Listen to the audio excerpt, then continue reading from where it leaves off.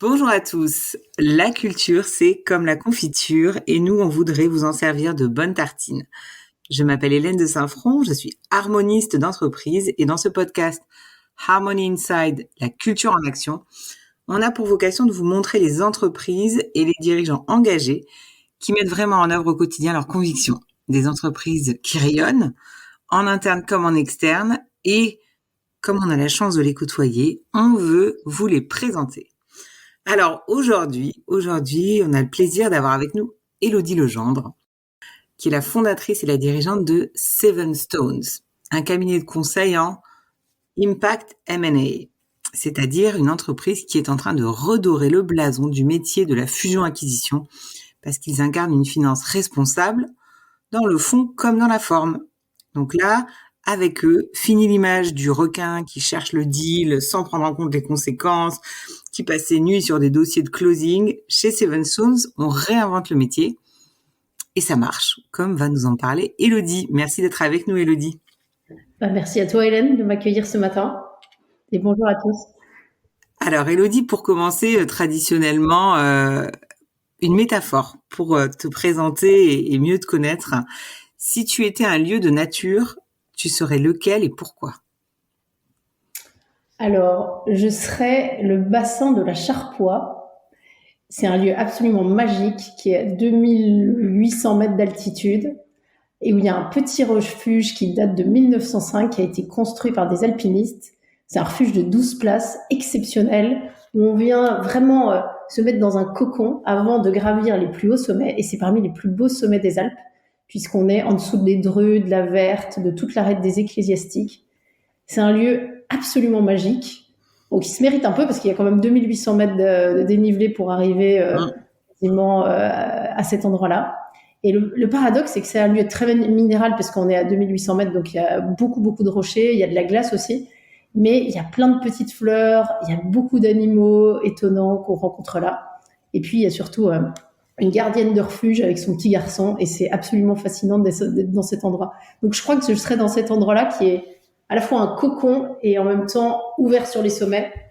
Et puis la montagne, c'est vraiment un lieu qui me parle particulièrement et qui est une bonne métaphore aussi de notre métier. Donc voilà ce que je choisirais. Super, merci beaucoup. Alors, pour rentrer plus dans le concret, est-ce que tu peux nous raconter la genèse de Seven Stones et son histoire, du coup, jusqu'à aujourd'hui ? Ouais, alors Seven Stones, ça a commencé dans une cuisine. Pas dans un refuge. Non, pas dans un refuge, ça aurait pu, mais ça a commencé dans une cuisine. Et parce que il y a un côté aussi, faut faire des bons petits plats dans notre métier. Et donc, pourquoi dans une cuisine ? Moi, j'ai fait pendant quasiment 13 ans de la banque privée, donc je conseillais des dirigeants, entrepreneurs principalement, qui avaient vendu leurs entreprises, qui avaient une fortune. Et puis, je travaillais assez étroitement avec justement la partie M&A des banques dans lesquelles j'étais, pour les aider à mettre en œuvre des processus de cession d'entreprise ou de transmission. Et puis, je trouvais que le métier de la banque privée devenait était de moins en moins conseil en fait. Et puis, j'avais envie de changer de métier, j'avais envie de monter une boîte, j'avais réfléchi à plusieurs projets. Et puis, je m'entendais très très bien avec celui qui est devenu mon associé, qui s'appelle Jean-Benoît Missoff, qui lui faisait ce métier de la fusion-acquisition. Il est parti 2 ans avant moi de la banque où on était, qui était en l'occurrence UBS. Et puis un jour, je me suis retrouvée dans sa cuisine et il m'a dit, mais Élodie, mais pourquoi est-ce que tu veux pas qu'on fasse des deals ensemble ? Bon, j'y connaissais rien, hein, je savais à peine lire un bilan, ou en tout cas, j'avais pas forcément du tout la formation a priori pour faire du M&A, mais j'étais passionnée par l'accompagnement des dirigeants. Et donc, dans sa cuisine, on a commencé en se disant, bah oui, il y a quelque chose à faire. Et avec l'idée dès le départ de mettre beaucoup plus de conseils dans notre métier et pas uniquement de la transaction. Donc ça, c'était vraiment notre mantra. Et ensuite, ça s'est poursuivi dans un lit. Alors, je vous explique pourquoi. Il n'y a rien du tout de... Enfin, c'était assez cocasse parce que quand j'ai monté Seven Stones, je le savais pas, mais j'étais enceinte de mon 3e enfant. Et je me suis retrouvée allongée pendant 6 mois. Et j'ai fait mon premier closing au lit. Et ça, c'était assez amusant. Et donc là, j'ai travaillé avec mon 2e mentor qui s'appelle Frances, qui est une femme entrepreneuse, dirigeante suédoise, et qui a justement notamment vraiment connu de l'intérieur toute la problématique de la transmission des entreprises familiales, et avec laquelle on a vraiment accouché, on peut le dire, de Seven Stones et du programme de Seven Stones, qui était vraiment comment on met le conseil à tous les étages. Et dès le départ, on a travaillé sur notre culture, sur les valeurs de l'entreprise, sur ce qu'on voulait mettre, vraiment transmettre à nos clients.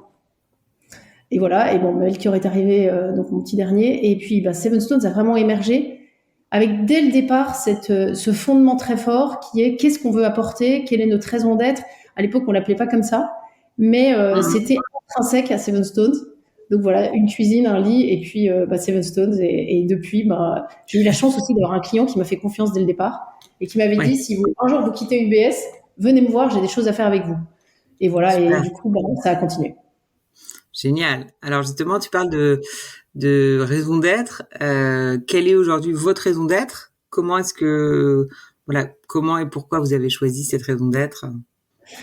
Elle est cohérente avec ce qu'on a dit au départ. Notre mission, c'est apporter des solutions à nos clients de manière vraiment authentique. Et donc, comment on l'a synthétisé, notre raison d'être, c'est faire émerger et mettre en œuvre des solutions créatrices de valeur au service de l'homme et de la planète.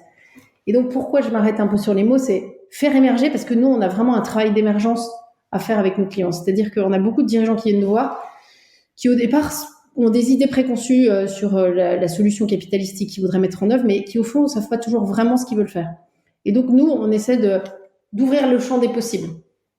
C'est un peu comme au refuge de la Charpoix. Il y a les deux rues, il y a la verte, il y a des trucs un peu plus simples. Enfin, bref, il y a plein d'options possibles. Et ça, c'est intéressant de vraiment le faire émerger. Et ensuite, choisir la mise en œuvre la plus appropriée. Et puis, bien évidemment, créatrice de valeur. Souvenons-nous, il y a quand même un président de la République qui a dit que l'ennemi, c'était la finance. Or, je pense que la finance, elle est au service de l'homme. Et donc, comment est-ce qu'on peut trouver des opérations financières qui soient vraiment au service des entreprises au sens large et créatrices de valeur, parce que ça, c'est un point absolument fondamental. Comment on crée de la valeur humaine, financière, et puis qui soit respectueuse de la planète.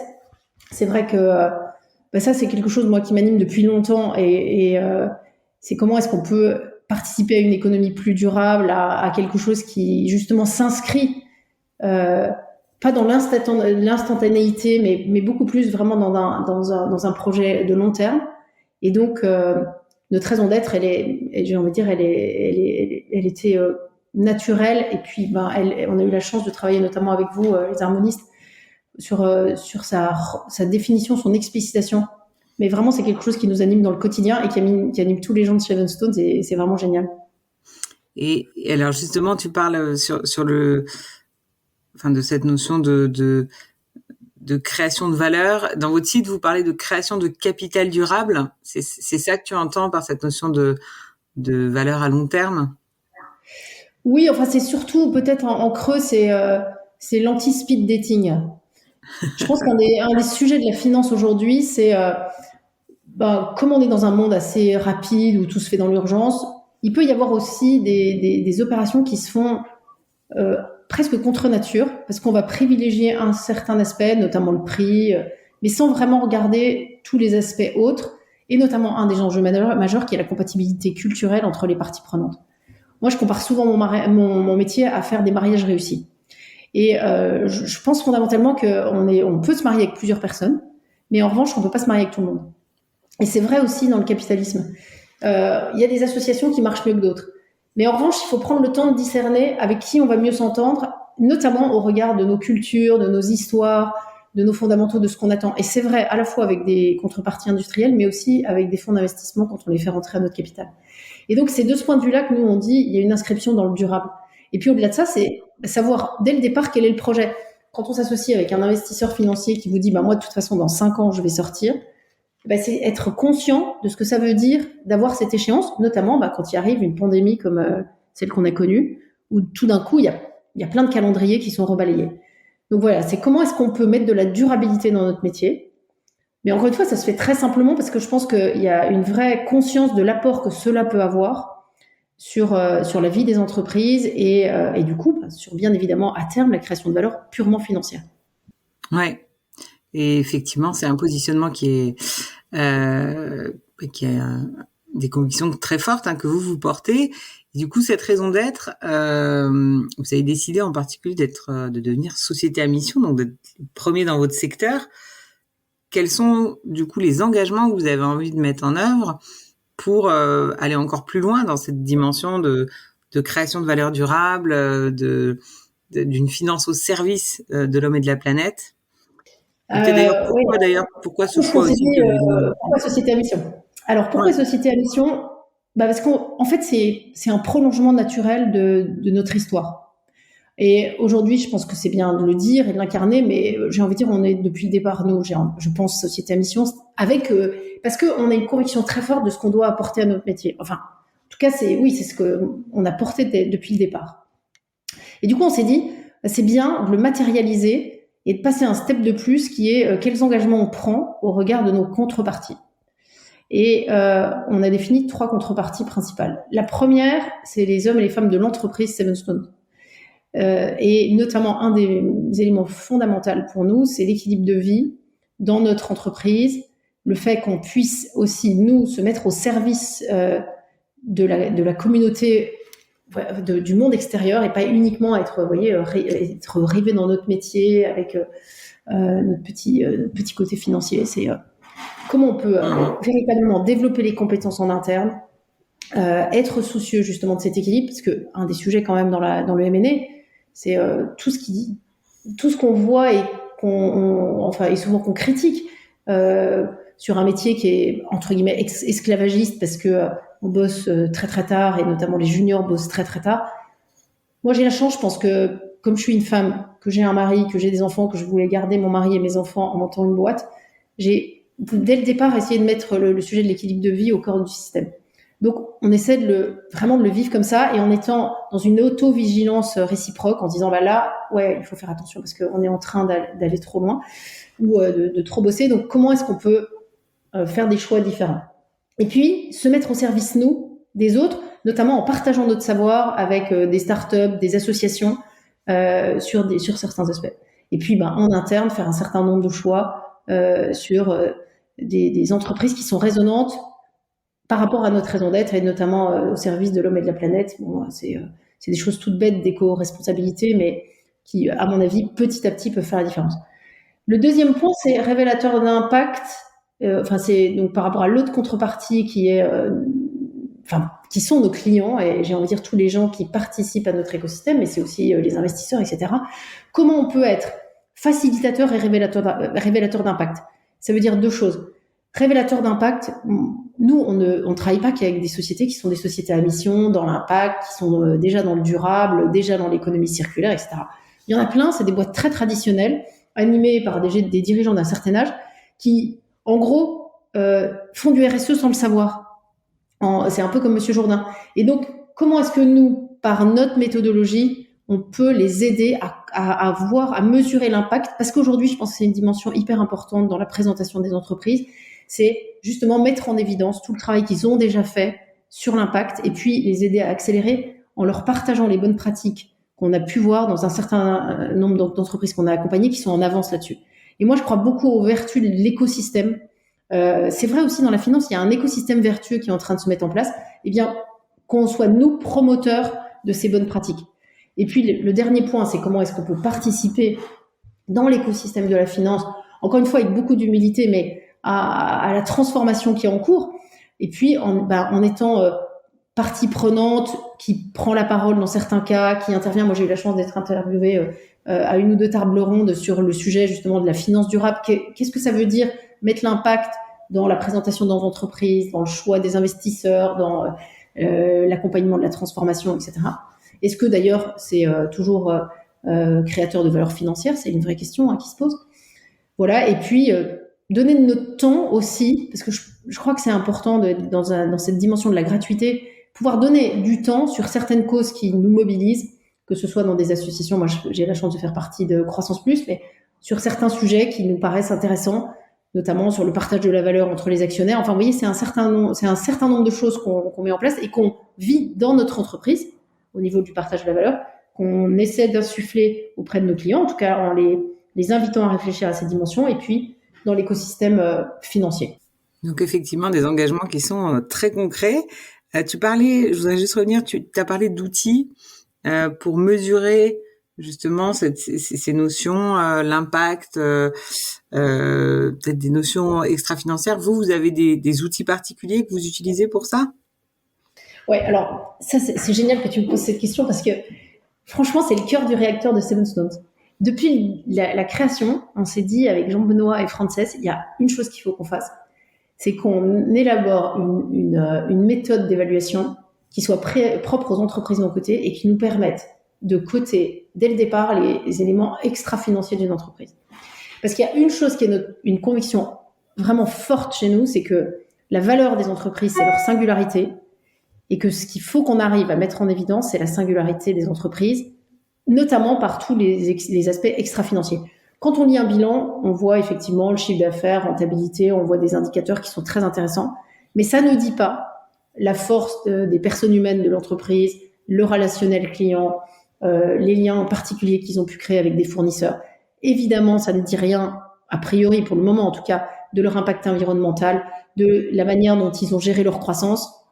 Et donc, nous, on a élaboré dès le départ un questionnaire qu'on appelle la la matrice CETES, la matrice Seven Stones, qui a pour vocation justement de passer en revue tous ces critères, notamment extra-financiers, avec le dirigeant qui met des notes et qui nous permet, bon, c'est un peu le jeu du truc, mais de déterminer un taux d'actualisation intrinsèque, donc qui nous aide dans l'évaluation des entreprises, mais qui surtout nous permet de faire un diagnostic très large sur les signaux forts, les signaux faibles de l'entreprise, les freins, les leviers de croissance, et puis tous les points de vigilance qu'on doit avoir pour aborder le dossier dans le cadre d'une opération capitalistique.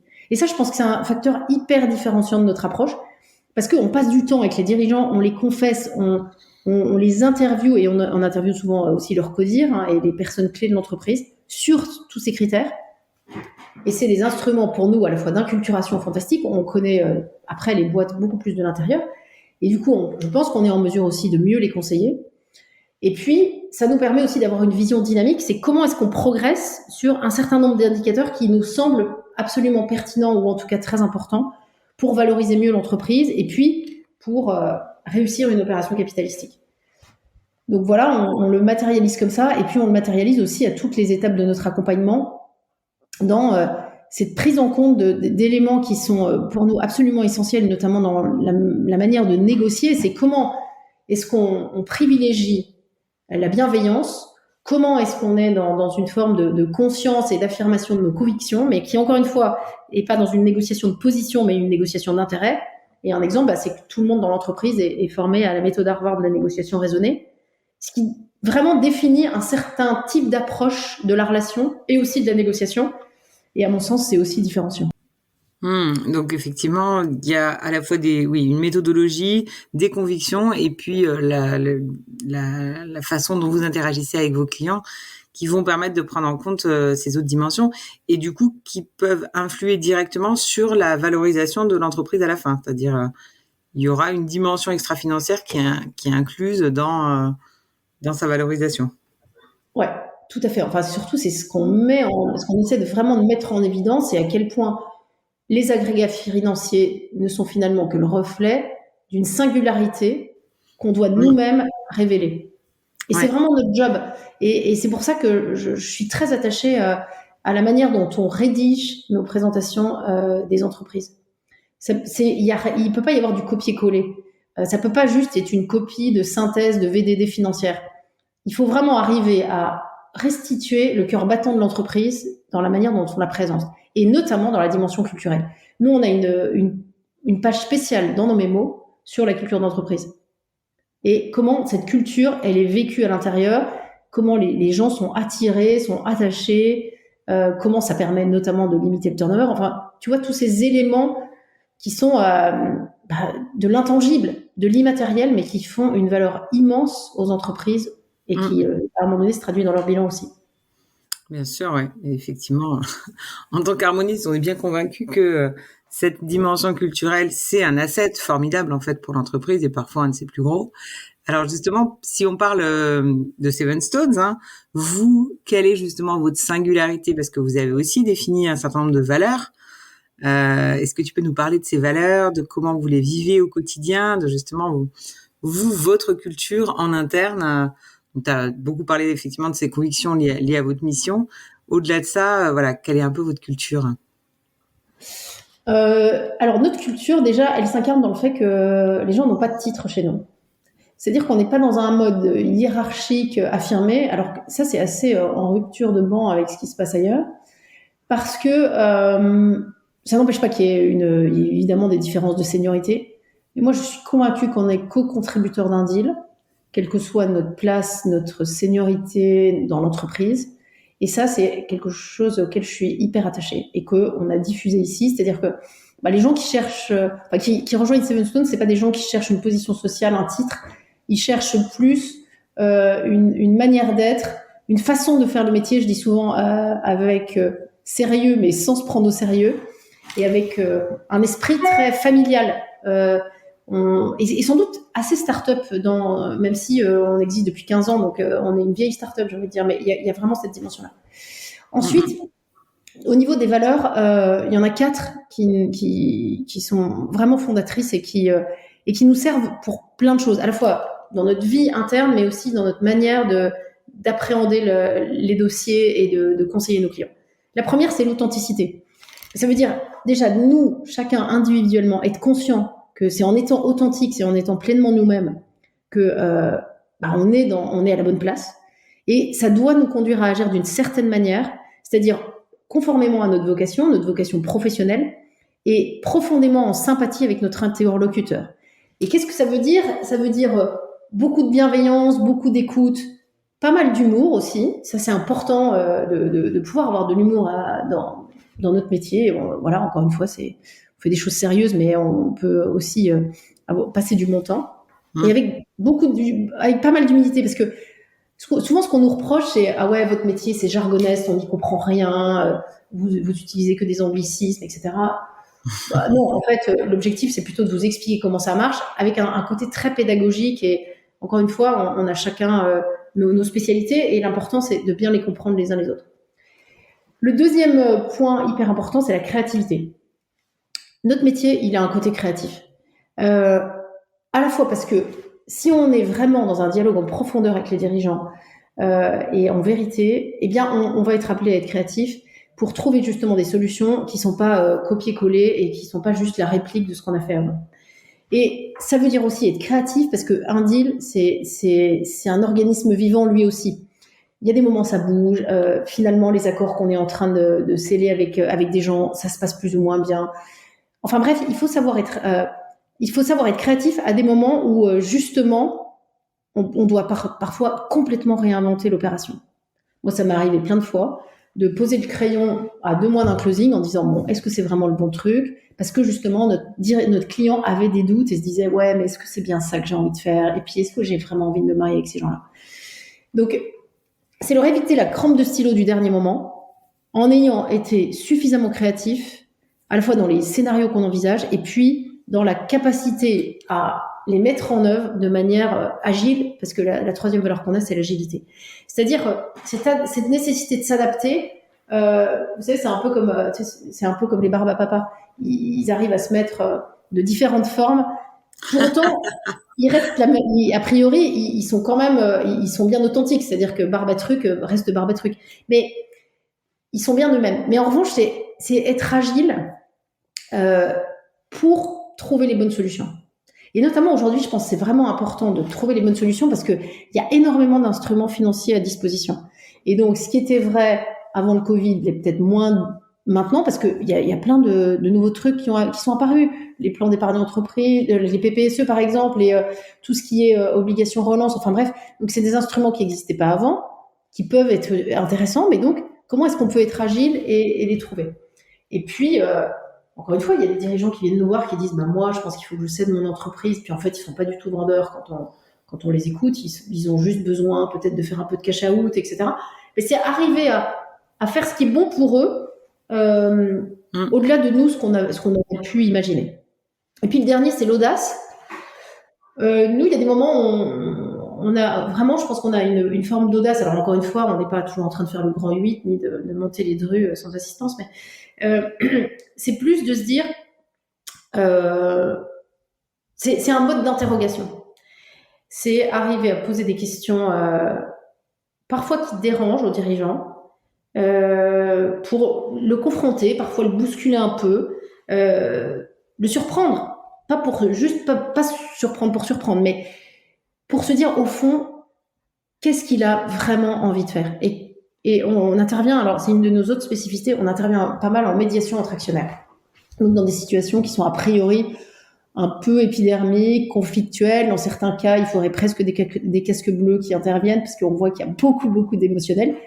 Mais ce qui est super intéressant, c'est que dans ces moments-là, on a une nécessité d'avoir une présence évidemment très authentique, mais avec l'audace du questionnement. D'aller dire à un dirigeant, en fait, qu'est-ce qui se joue pour toi en ce moment dans ce conflit avec ton frère, ta sœur, ton père, etc., ou même ton associé. Ça nous permet de trouver les solutions. Et ça, c'est une partie de notre job qui est absolument passionnante, parce qu'évidemment, on rentre dans une intimité profonde avec les personnes, mais c'est ce qui nous permet d'être pertinent ensuite. Et du coup, voilà, nos valeurs, on les vit comme ça. Alors, je te les ai surtout décrites par rapport à nos clients, mais comment on les vit, nous, en interne, c'est qu'à chaque fois qu'on prend une mission, on se pose la question, est-ce que cette mission, elle est congruente avec nos valeurs? Est-ce que ça va nous permettre d'être authentique? Est-ce qu'on va être créatif? Est-ce qu'on va être audacieux? Est-ce qu'on va être agile? Et dans la vie de la mission, est-ce qu'on vit nos valeurs ou pas? Si à un moment donné, on est un peu en dissonance, posons-nous la question. Et donc, il y a une forme d'autodiscipline collective sur la manière dont on arrive à les vivre le plus possible. Parce que si les valeurs, c'est juste pour être sur un site internet, ça n'a aucun sens. Moi, je pense qu'on a vraiment fait ce travail parce qu'on a choisi nos valeurs collectivement de qu'est-ce que ça veut dire chez Seven Stones de porter ces valeurs d'authenticité, créativité, agilité, audace. Donc voilà, c'est peut-être un peu long ce que je raconte, mais c'est juste pour te dire que c'est vraiment un truc qui nous fait vibrer, quoi, qui nous fait lever le matin. Et alors justement, cette énergie dont vous vibrez, ce que vous diffusez, cette singularité du coup que vous assumez dans un milieu où effectivement c'est pas la norme, vous êtes un peu en train de donner des coups de pied dans la fourmilière. Est-ce que c'est un avantage ou un inconvénient? Comment est-ce que vos parties prenantes réagissent à ces convictions, à cet engagement affiché? Moi, j'ai envie de dire c'est un atout fantastique. C'est un peu comme l'océan bleu. De toute façon, on est dans un métier hyper compétitif. Il y a plein de gens et donc chacun essaie de trouver son chemin. Et moi, je suis très respectueuse de ce que je fais chacun, parce qu'encore une fois, on est tous je pense que fondamentalement, on a tous une intention et en général une bonne intention dans ce qu'on fait. Mais nous, c'est quelque chose qui vraiment nous plaît, qui fait qu'on fait notre métier avec passion et engagement, qui fait qu'aussi on recrute des personnes qui sont motivées par ça. Et donc, les clients avec lesquels on travaille, ils s'y reconnaissent. Évidemment, on n'est pas universel, mais on passe du temps, on essaie d'affirmer, on fait un petit peu différemment des autres, c'est-à-dire qu'on pitch pas trop, on est plus dans un mode d'aller avec des convictions, des idées, et puis d'échanger avec les dirigeants, et surtout de les écouter. Il y a un dirigeant qui m'a dit il y a 15 jours, j'ai vu un de vos confrères, il a passé 1h30 à se présenter. Je me suis dit, ok, heureusement, nous, on fait pas ça, et tant mieux, parce que au fond, ce qu'ils veulent, les dirigeants, c'est rompre leur solitude, c'est pouvoir parler à quelqu'un, pouvoir dire ce qu'ils ont à vivre, et puis qu'on leur dise, mais attendez, oui, on va vous aider à trouver des solutions. Parce que c'est là où notre job a de la valeur. Et donc, tu vois, je pense que l'écosystème le vit plutôt bien, parce que aussi il y a une transformation, il y a une vague de fond qui est en cours, et puis qu'en plus les jeunes générations appellent encore plus au sens. Et donc j'ai envie de dire, ça tombe bien. Mais je pense qu'on a encore un boulevard devant nous. Et alors justement, pour explorer un peu plus ce boulevard, tu parles d'une vague de fond. Comment est-ce que toi tu vois la finance, le monde de la finance évoluer? Eh bien, je pense que, tu vois, quand il y a une vague qui se lève dans un océan, elle part de très très loin, et puis après, elle évolue, puis à un moment donné, on la voit visiblement sur le bord de la plage, avec toute sa puissance. Je pense que c'est ce qu'on est en train de vivre dans la finance. C'est-à-dire qu'il y a une transformation. De fait, il y a une prise de conscience accélérée par le Covid de la nécessité de prendre en compte ces dimensions d'impact, de RSE, de sens, etc. Et j'ai envie de dire, alléluia, c'est top. Maintenant, il y a évidemment toujours dans une vague, il y a l'écume. Il y a ceux qui vont en profiter pour faire un peu de greenwashing. Et j'ai envie de dire, on s'en fout. C'est pas plus grave que ça. Tant mieux si ça fait émerger des vraies vocations de transformation. Et moi, je pense, il y a une phrase qui m'inspire beaucoup, c'était Mère Teresa quand on lui posait la question, Oui, mais attendez, comment vous allez changer la pauvreté dans le monde? Est-ce que vous croyez que ça sert vraiment à quelque chose, vos léproseries en Inde? Et elle disait, mais attendez, vous savez, je suis une goutte dans un océan, je suis le colibri. Mais ce qui est important, c'est que pour régler le problème de la pauvreté, le problème, c'est vous et moi. Elle disait ça à son interlocuteur. Et j'ai envie de dire, c'est pareil. Le problème de la finance qu'on décrit dans ces excès, c'est parce que c'est vous et moi, enfin nous tous qui participons à ce truc. Donc, comment est-ce que dans la transformation de nos comportements individuels, on va pouvoir avoir une finance plus humaine, plus responsable, plus durable, etc. Et moi, j'ai envie de dire, bien évidemment, le mouvement est à l'œuvre.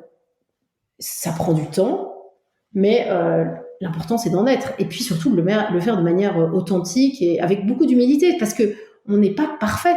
Même si on a envie de faire une finance plus durable, plus RSE, il y a plein de trucs où on est encore en progrès. Donc, ce qui est intéressant, c'est la dynamique, c'est l'intention, la dynamique, la transformation, et avec, encore une fois, humilité, puis pouvoir de conviction. Donc, moi, je trouve qu'on vit une période exceptionnelle de ce point de vue-là. Et du coup, justement, cette vague, vous, comment est-ce que vous avez envie de la prendre, la surfer, etc. Comment est-ce que vous avez envie de, justement, faire votre action de colibri et contribuer à cette évolution? J'ai envie de dire 3 choses. Déjà, en parlant plus. Nous, on a un sujet, c'est peut-être un peu plus de visibilité, arriver à plus dire, contribuer. Donc ça, c'est un premier sujet. Et puis, faire venir des forces vives qui sont convaincues de ça. Donc, on recrute pas mal de personnes. Et puis, j'adorerais recruter plus de femmes, parce qu'il n'y a pas beaucoup de femmes dans notre métier. Donc, c'est un appel à les femmes, rejoignez la finance responsable et durable et le M&A qui change. Venez chez nous. Et vous pouvez même avoir une vie et des enfants. Donc, voilà, vous pouvez même avoir une vie, des enfants, faire de l'escalade, du piano et tout ça, et ça marche, je vous promets. C'est un petit peu tendu parfois, mais globalement, c'est top. Donc ça, c'est le premier appel. Le deuxième, c'est fédérer des gens sur cette approche, et notamment, on est en train de créer un réseau international tout à fait modeste, mais avec quelques boutiques résonantes qui ont cette approche du family impact. Et donc, on commence ça avec des cousins belges qui sont très, très sympas. On les a appelés les cousins parce qu'on a un esprit familial dans nos différentes entreprises, et avec d'autres en Europe, pour vraiment créer un réseau qui fonctionne. Et ça, c'est peut-être une vraie différence. Dans un mode très collaboratif, on partage des bonnes pratiques. On peut éventuellement d'ailleurs faire bouger nos collaborateurs d'une boîte à l'autre pour apprendre des autres. Et donc ça, c'est une deuxième chose qui vraiment nous inspire et qui est à l'œuvre. Et puis la troisième chose, c'est le développement en région. Moi, je suis absolument convaincue que malgré ce monde très global dans lequel on est, il y a une nécessité impérieuse de retrouver l'incarnation dans les territoires. Et notamment dans une France qui a des particularismes territoriaux, où il y a un attachement fondamental à d'où l'on vient, au local. Et puis, en plus, il y a un mouvement local qui est à l'œuvre. Donc, on a déjà un bureau à Nantes. On est en train d'ouvrir un bureau à Lyon. On a vraiment la vocation d'ouvrir d'autres bureaux en France. Parce que je pense qu'il y a cette dynamique de rayonnement. Il n'y a pas que tout se passe pas à Paris. Et on voit très bien qu'à Nantes, ça marche très très bien, parce que les gens disent ah oui, mais vous êtes à la fois parisiens, mais vous êtes locaux. Et donc ça, c'est génial. Et en plus, on s'est animé par Damien qui est vraiment formidable à Nantes. Donc voilà, c'est nos trois, j'ai envie de dire, c'est nos trois orientations, avec bien évidemment autour de ça, c'est la mission Bicorp peut-être, on y réfléchit, mais comment est-ce qu'on peut être encore plus rayonnant de ça? Félicitations pour cette belle ambition qui va vous permettre effectivement d'être des magnifiques surfeurs de cette belle vague qui se profile. Est-ce que tu voudrais partager pour conclure cet échange passionnant un dernier mot peut-être pour d'autres dirigeants, en particulier de votre secteur, du secteur de la finance, justement pour les encourager à aussi prendre leur planche et puis y aller, quoi? Je pense qu'il y en a pas mal qui commencent à se dire que c'est un point important. Après, je pense qu'il faut vraiment le vivre de l'intérieur. Si c'est juste une greffe opportuniste, ça va pas forcément marcher. Donc maintenant, moi, je pense qu'il y a une nécessité vraiment de fédérer des énergies autour de ça. Et puis qu'il y a un mouvement de fond, les investisseurs sont à la recherche de ça, les familles sont à la recherche de ça, les entreprises se posent la question, et donc il y a une conscience qui se diffuse, on monte à un niveau de conscience. Et non, mais j'ai envie de dire, oser, enfin, c'est juste une question d'être encore plus soi-même, et je me souviens toujours de cette phrase de René Char que j'adore, c'est vraiment à te regarder, ils s'habitueront.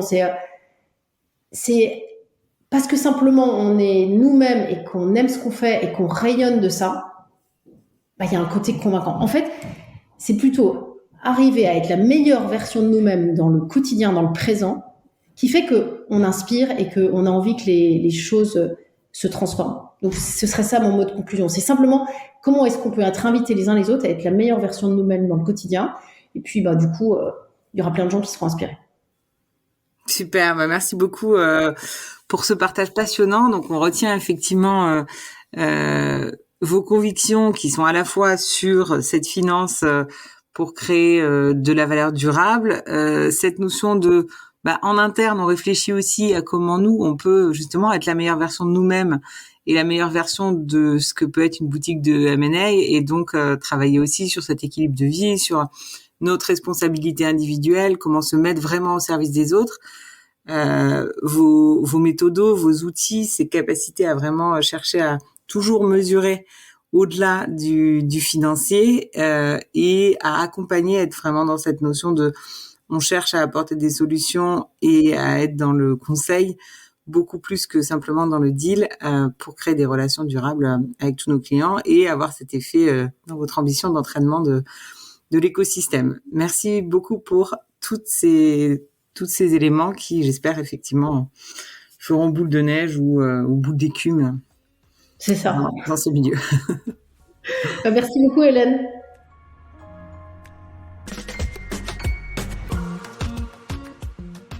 Merci d'avoir écouté cet épisode jusqu'au bout.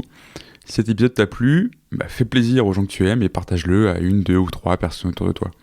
Et surtout, si tu ne veux rien manquer des prochains épisodes, tu peux également t'abonner à Harmony Inside sur ta plateforme de podcast préférée et nous laisser une note et un commentaire sur Apple Podcast puisque c'est vraiment ce qui m'aide le plus. Encore merci et à la semaine prochaine pour de nouvelles aventures pleines d'harmonie.